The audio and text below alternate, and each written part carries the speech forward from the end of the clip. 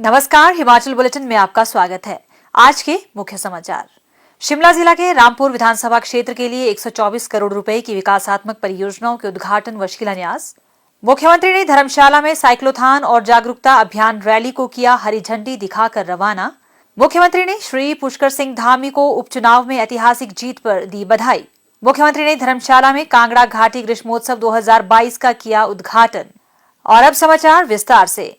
मुख्यमंत्री श्री जयराम ठाकुर ने आज शिमला जिला के रामपुर विधानसभा क्षेत्र के रामपुर में 124 करोड़ रुपए की 30 विकासात्मक योजनाओं के लोकार्पण एवं शिलान्यास किए। गोविंद वल्लभ पंत राजकीय डिग्री कॉलेज रामपुर के मैदान में आयोजित जनसभा को संबोधित करते हुए मुख्यमंत्री ने शिंगला में संस्कृत महाविद्यालय, निरथ में हिमाचल प्रदेश राज्य विद्युत बोर्ड का उपमंडल, खोलीघाट में पुलिस पोस्ट, ज्यूरी और थली चकती में उप तहसील, सराहन में बस स्टैंड और ज्यूरी में फायर पोस्ट खोलने की घोषणा की। उन्होंने सीआरएफ के अंतर्गत 108 करोड़ रुपए की लागत से बन रही टिक्कर खमांडी सड़क के रखरखाव के लिए 10 करोड़ रुपए देने की भी घोषणा की। उन्होंने बरांदली खड्ड सुनगरी सड़क का निर्माण और रखरखाव प्रधानमंत्री ग्राम सड़क योजना 3 के अंतर्गत करने की भी घोषणा की। उन्होंने क्षेत्र के 3 पशु औषधालयों को पशु अस्पताल में स्तरोन्नत करने, एक प्राथमिक पाठशाला को माध्यमिक पाठशाला में स्तरोन्नत करने व प्राथमिक पाठशाला रामपुर को मॉडल स्कूल करने की घोषणा की। उन्होंने कहा कि झाखड़ी से कहरकहान गौरा सड़क के मैटलिंग कार्य पर नाबार्ड के अंतर्गत 5 करोड़ 85 लाख रुपए खर्च किए जाएंगे। श्री जयराम ठाकुर ने कहा कि रामपुर क्षेत्र उनके अपने स्वराज क्षेत्र के समान है और सरकार द्वारा विकास के मामले में इसे प्राथमिकता प्रदान की जा रही है।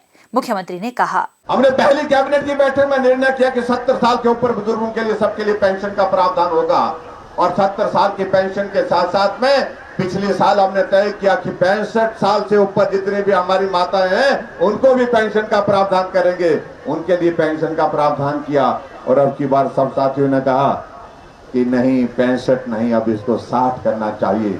हमने तय कर दिया 60 साल के ऊपर जितने भी बुजुर्ग हैं सबके लिए पेंशन का प्रावधान होगा। पेंशन का प्रावधान की उनके जमाने में हमारी सरकार से पहले जब तक का आंकड़ा था 400 करोड़ रुपए पेंशन पर खर्च किया जाता था और हमें कहते हैं कि कुछ नहीं किया। हम 1300 करोड़ रुपए खर्च कर रहे हैं, वो 400 करोड़ खर्च कर रहे हैं। हम सब लोगों से एक ही बात कह रहे हैं, मिलकर के चलिए और मिलकर के चलिए।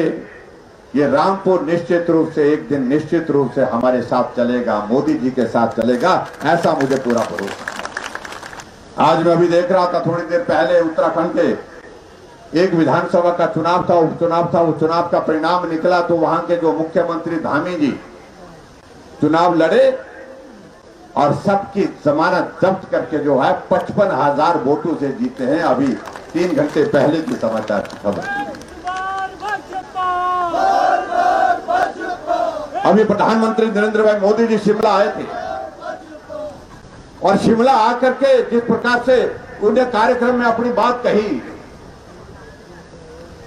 और भारत के इतिहास में पहली बार कोई प्रधानमंत्री माल रोड के मैदान में गाड़ी छोड़ करके पैदल निकल पड़े।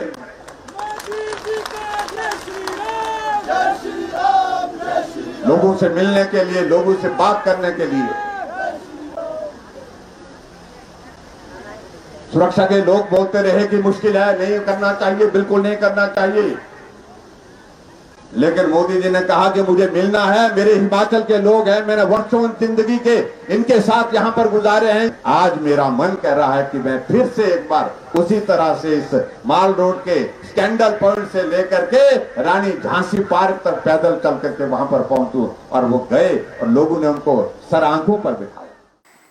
श्री जयराम ठाकुर ने कहा कि सदी की सबसे बड़ी महामारी के दौरान प्रधानमंत्री श्री नरेंद्र मोदी ने राष्ट्र को सुरक्षित रखा और लोगों का भी सफलतापूर्वक मार्गदर्शन किया। उन्होंने कहा कि प्रदेश सरकार ने संकट की इस घड़ी में प्रदेशवासियों की सुरक्षा सुनिश्चित की। इस महामारी के प्रबंधन में प्रदेश सरकार द्वारा उठाए गए कदमों और कोविड की पहली और दूसरी खुराक का 100% टीकाकरण सुनिश्चित करने में पहला स्थान प्राप्त करने पर प्रधानमंत्री द्वारा प्रदेश की सराहना की गई है। उन्होंने कहा कि हाल ही में प्रधानमंत्री ने प्रदेश के दौरे के दौरान शिमला से राष्ट्र स्तरीय कार्यक्रम को संबोधित किया और वर्चुअल माध्यम से देश के 17 लाख से अधिक लोग इस कार्यक्रम के साक्षी बने। मुख्यमंत्री ने कहा कि प्रदेश सरकार ने राज्य के स्वयं सहायता समूहों के लिए 25,000 रुपए के रिवॉल्विंग फंड का प्रावधान किया है। उन्होंने विकास के मुद्दों पर इस ग्रामीण क्षेत्र की महिलाओं की सक्रियता के लिए उनकी सराहना की। मुख्यमंत्री श्री जयराम ठाकुर ने आज विश्व साइकिल दिवस के अवसर पर पुलिस ग्राउंड धर्मशाला में साइक्लोथॉन और जागरूकता अभियान रैली को हरी झंडी दिखाकर रवाना किया।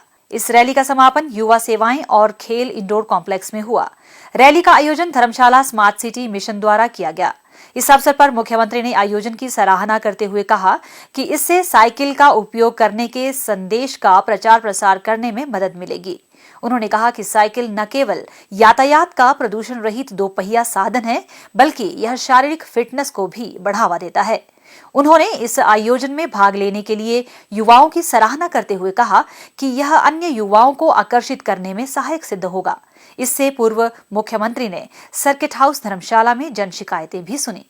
मुख्यमंत्री श्री जयराम ठाकुर ने विधानसभा उपचुनाव में चंपावत निर्वाचन क्षेत्र से ऐतिहासिक जीत हासिल करने पर उत्तराखंड के मुख्यमंत्री श्री पुष्कर सिंह धामी को बधाई एवं शुभकामनाएं दी हैं। उन्होंने कहा कि प्रधानमंत्री श्री नरेंद्र मोदी के मार्गदर्शन में श्री पुष्कर सिंह धामी उत्तराखंड की प्रगति के लिए सराहनीय कार्य कर रहे हैं।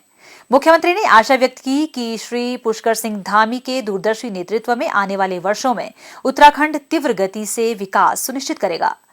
मुख्यमंत्री श्री जयराम ठाकुर ने गत सायं धर्मशाला पुलिस मैदान में कांगड़ा घाटी ग्रीष्मोत्सव 2022 का उद्घाटन किया। 2 जून से 9 जून 2022 तक आयोजित किए जा रहे इस महोत्सव में 4 सांस्कृतिक संध्याएं रखी गई हैं। इस अवसर पर मुख्यमंत्री ने कहा कि लगभग 1 दशक के उपरांत धर्मशाला में ग्रीष्मोत्सव का आयोजन कांगड़ा घाटी में पर्यटन को बढ़ावा देने की दिशा में एक सराहनीय कदम है। महोत्सव के दौरान कलाकारों को अपनी प्रतिभा का प्रदर्शन करने का भी अवसर मिलेगा। उन्होंने कहा कि ग्रीष्मोत्सव में एक फूड कॉर्नर भी बनाया गया है, जहां देश विदेश से आने वाले पर्यटक हिमाचल प्रदेश के स्वादिष्ट पारंपरिक व्यंजनों का आनंद ले सकेंगे। श्री जयराम ठाकुर ने कहा कि धर्मशाला राज्य का विश्व प्रसिद्ध पर्यटन स्थल है और सरकार यहां पर्यटन को बढ़ावा देने के लिए हर संभव प्रयास कर रही है। ग्रीष्मोत्सव की पहली सांस्कृतिक संध्या में police band harmony of pines और अन्य कलाकारों ने सराहनीय प्रस्तुतियां दी।